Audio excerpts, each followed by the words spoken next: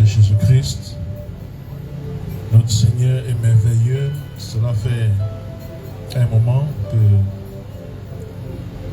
nous avons fait le dernier direct et aujourd'hui encore, nous sommes là.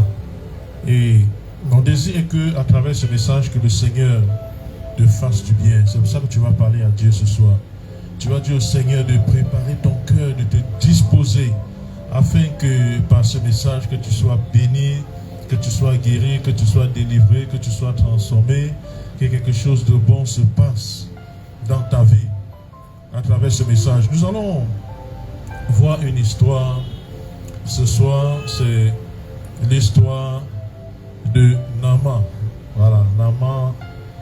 Nous allons nous servir de l'histoire de Naaman ce soir. C'est dans le livre de 2 Rois 5 à partir du verset 8. Voilà, 2 Rois 5 à partir du verset 8. Je lis ici le verset 8. Lorsqu'Élisée, homme de Dieu, apprit que le roi d'Israël avait déchiré ses vêtements, il envoya dire au roi: pourquoi as-tu déchiré tes vêtements? Laisse-le venir à moi, et il saura qu'il y a un prophète en Israël. Naaman vint avec ses chevaux et son char, et il s'arrêta à la porte de la maison d'Élisée. Élisée lui fit dire par un serviteur: va et lave-toi 7 fois dans le Jourdain. Ta peau deviendra saine et tu seras pur. Chapitre 11, non, le verset 11. Le verset 11, c'est le même chapitre 5, verset 11. Naaman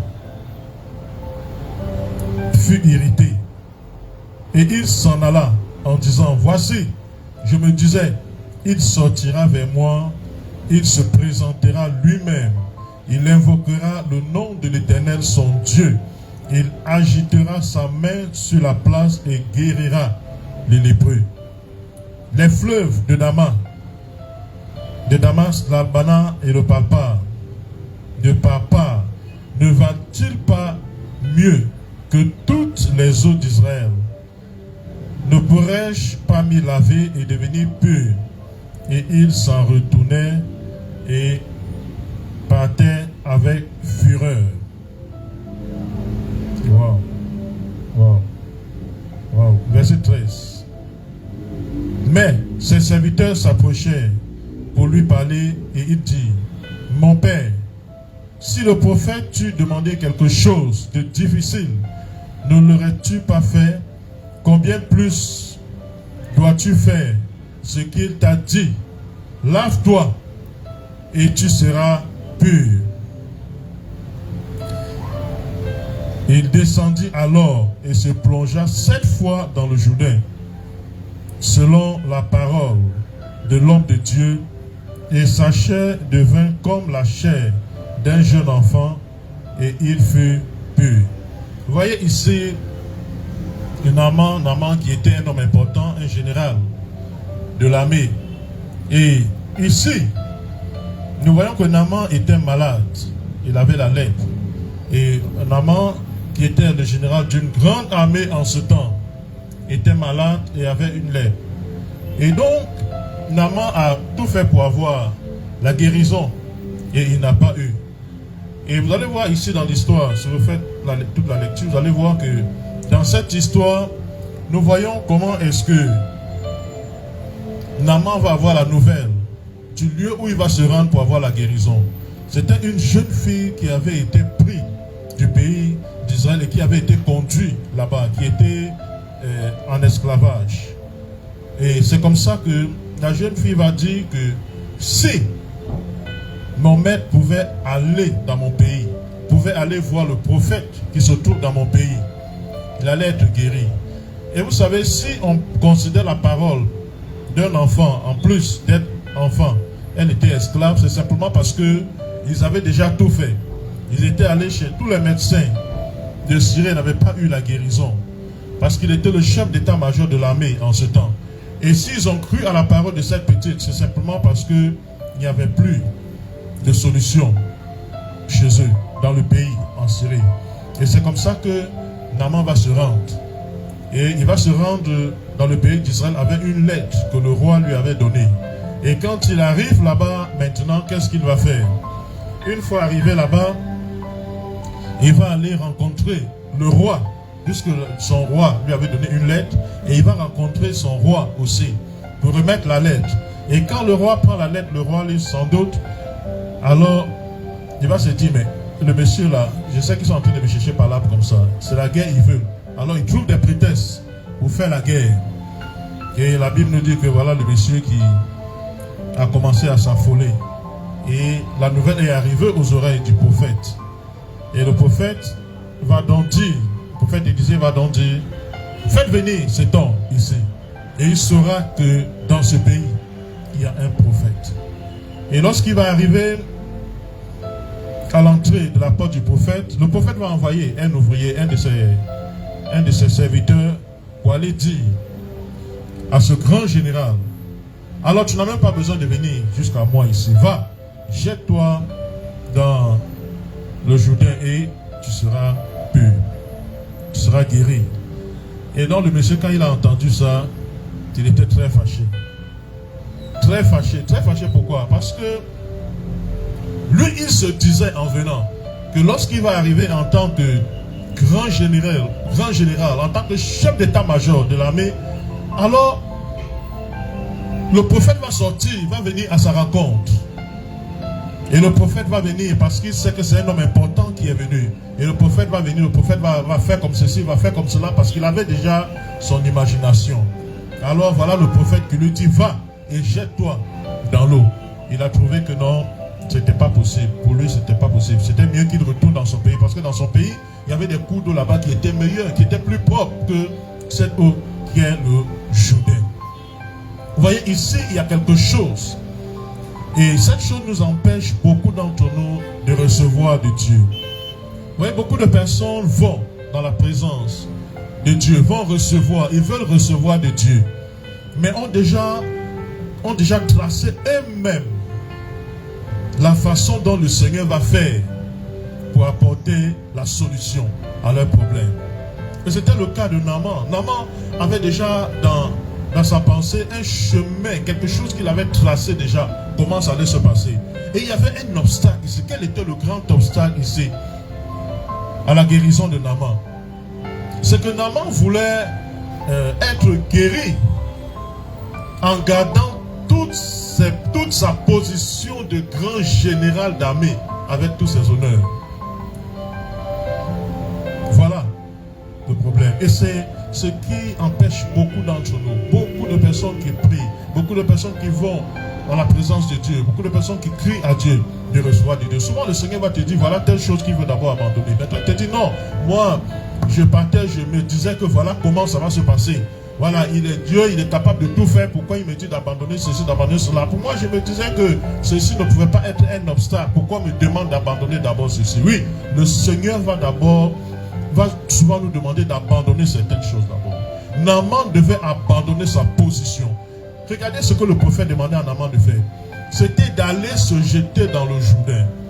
Le Jourdain était différent de l'eau que ce général avait dans son pays. Parce que dans son pays, s'il devait aller se jeter dans l'eau dans son pays, en tant que général là-bas, alors on allait peut-être chasser les gens de l'eau. Ou alors même il allait aller à un endroit où il n'y avait pas d'homme là-bas pour tomber dans l'eau, pour se jeter à l'eau. Mais ici on lui dit, ça va se passer ici, maintenant, alors va et jette-toi 7 fois dans le Jourdain. Et vous voyez, Naaman, pour se jeter dans le Jourdain, c'est quelque chose qui était caché derrière. Naaman devait enlever tout. Il devait enlever tous ces galons qu'il a eus. Il devait enlever toutes les médailles d'honneur qu'il a reçues pendant des années de guerre. Pendant toutes ces années où il a fait la guerre, tout ce qui faisait de lui un grand homme, il devait se dépouiller de ça. Il devait déposer cela d'abord avant d'entrer dans le Jourdain. Il devait rentrer dans le Jourdain comme étant un homme ordinaire. Il devait se dépouiller de sa position. Voilà pourquoi il ne voulait pas. Il voulait aller dans son pays, là où il a tous les honneurs. C'est là-bas qu'il voulait aller et se jeter dans l'eau. C'est pour ça qu'il disait que mais dans mon pays, là-bas, là, des coups d'eau sont plus propres, sont meilleurs que ce coup d'eau où on me demande d'aller de jeter. Oui. Souvent, le Seigneur va te demander de faire des choses. Il va te demander d'abandonner certaines choses pour la guérison. Il peut te demander d'abandonner certaines choses pour être élevé.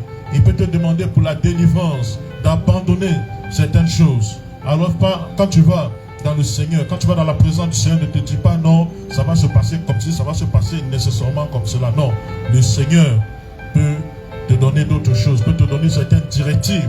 Tu veux savoir que chaque fois que le Seigneur veut faire des choses, il peut arriver qu'il te donne des directives. Même le salut que nous recevons du Seigneur, il y a des choses qui sont attachées, il y a un peu comme des conditions.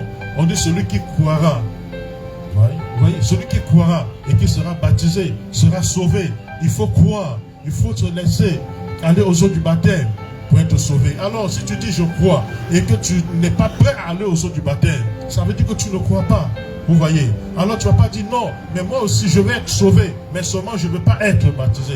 Les choses ne vont pas toujours comme tu veux, les choses ne vont pas toujours comme tu penses. Et cela est devenu un grand obstacle aujourd'hui en ce qui concerne recevoir de Dieu. Naaman était en train de passer à côté de quelque chose de grand. Et voilà, ici, ceux qui étaient venus avec le grand général Naaman vont dire, mais maître, mais si tu avais demandé quelque chose de plus compliqué, est-ce que tu n'allais pas faire cela? Effectivement, vous voyez, c'est comme ça. Dieu connaît notre cœur. Certaines personnes, l'homme veut même souvent des choses compliquées. Regardez des gens, par exemple, qui vont faire l'ésotérisme, qui vont faire la magie, qui vont faire les pratiques occultes. Souvent, ces gens sont prêts à faire des choses compliquées, des choses difficiles. Mais il faut que cela se fasse en cachette. Oui. Il faut que cela se fasse en cachette. Mais à partir du moment où cela se fait en cachette, que ses honneurs sont préservés, alors il n'a pas de problème avec ça. Mais ici, ça n'allait pas se faire en cachette. Ça allait se faire dans le Jourdain, où il y avait des bergers avec les animaux à côté, où il y avait peut-être des enfants de l'autre côté en train de jouer à côté de l'eau, tout près de l'eau, où il y avait peut-être des femmes en train de faire la lessive d'un autre côté. Et c'est dedans que Naaman allait venir, le grand général allait venir se jeter dans l'eau. C'est ça, le Seigneur connaît notre cœur. Et souvent notre cœur, c'est ce qui est l'obstacle à la bénédiction. Souvent l'état de notre cœur, tu as un problème avec le cœur de l'homme. Et voilà pourquoi très souvent des choses qu'il va nous demander à faire sont des choses dont notre cœur refuse. Vous voyez, le cœur de Naaman, un grand général, était en train de refuser ce qu'on lui demandait pour la guérison. Tu vas parler à Dieu, que le Seigneur t'aide. Tu vas parler que le Seigneur t'aide. Jusqu'à présent, il y a des choses qui attendent. Il y a des solutions que tu n'as pas encore reçues jusqu'à présent. Ce n'est pas parce que le Seigneur n'est pas capable de faire. C'est simplement parce qu'il y a des choses que tu ne veux pas faire. Il y a des moments où tu dois aller confesser ce que tu as fait. Il y a des moments où tu dois aller parler, dire à quelqu'un ce que tu as fait. Mais tu trouves que c'est dégradant. Tu trouves que cela va te réduire. Alors tu n'es pas prêt à le faire. Et tu vois ce que la solution attend. Oui, donc bien aimé, tu vas parler à Dieu. Nous avons besoin d'humilité. Nous avons besoin de descendre afin que le Seigneur nous élève. Et c'est ce que Naaman devait expérimenter ce jour. Il devait descendre. Il avait toujours été honoré à cause des victoires. Mais pour une fois, il devait descendre, s'humilier pour être guéri de la lèpre. Cette lèpre qui s'est attachée à toi. Demande que tu t'humilies toi-même. Ce n'est pas quelqu'un qui va le faire. Ce sera à toi-même de le faire. Quelqu'un ne pouvait pas le faire avec Naaman. Il y a des moments, ce sera à toi d'aller parler. Il y a des moments, ce sera à toi d'aller demander pardon pour ce que tu as fait à quelqu'un. Peut-être que tu as fait du mal à quelqu'un. Il y a des moments, ce sera à toi d'aller le faire. Ce n'est pas quelqu'un qui va le faire pour toi. Mais le fait de ne pas le faire va faire qu'il y a des choses que tu as besoin, mais qui ne viennent pas encore. Que le Seigneur vraiment te bénisse, que le Seigneur veille sur toi et que le Seigneur te donne de comprendre cela. Que le Seigneur mette dans ton cœur la capacité de diminuer. Que le Seigneur mette dans notre cœur la capacité de diminuer afin de recevoir de lui. Béni sois-tu, Seigneur, au nom de Jésus-Christ. Amen.